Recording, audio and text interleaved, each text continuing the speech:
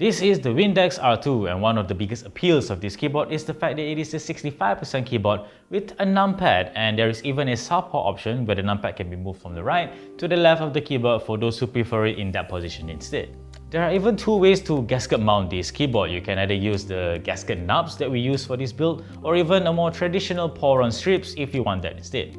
Anyway, those knobs slot directly to the plate, and as a result you get a very nice, very soft typing feel with a very clacky sound profile. The typing feel is so soft to the point that if you type a little bit too hard on the numpad especially, you can actually hit the bottom case with the plate, and that's not great. So I guess you just have to either use the pour-on strips or just type a little bit softer than usual.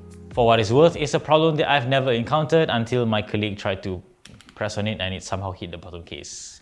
Yeah.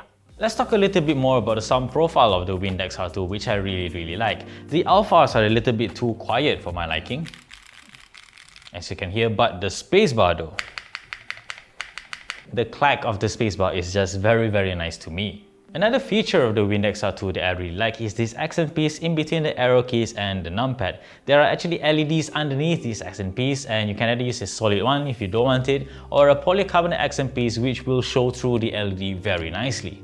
The LED is actually used as a caps lock indicator, and if you've got it activated, it will be in red, and if it's switched off, it will be white, and that's very nice in my opinion.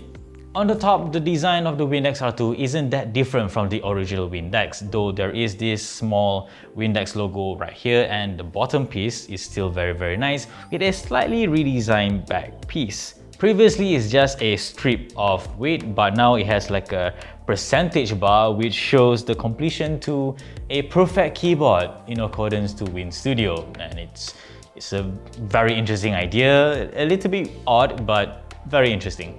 Another design language that I'm glad they retain is this strip of color that it breaks the top and bottom case. It gives it a nice accent, and you can even customize this color depending on the bottom case color that you choose, and there are a lot of different color options for you to choose from with the Windex R2.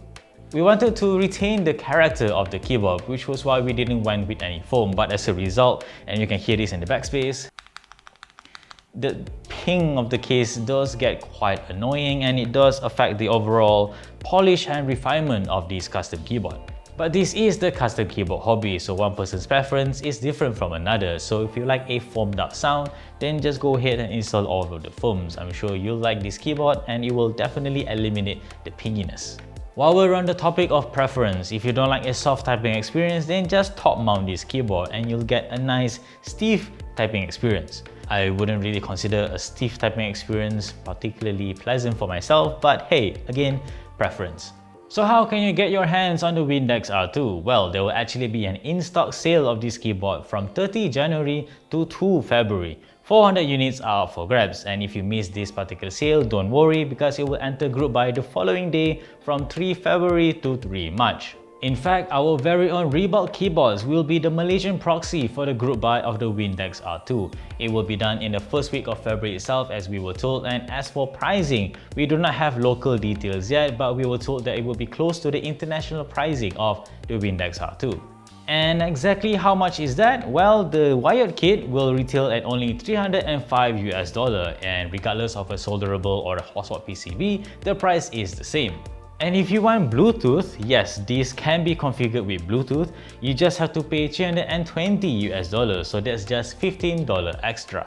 Fulfillment time, on the other hand, will take between 4 to 6 months, so it's a little bit of a wait. So if you can't wait, just get it in the in-stock buy because it will be shipped within a week after payment has been made. That's quite fast.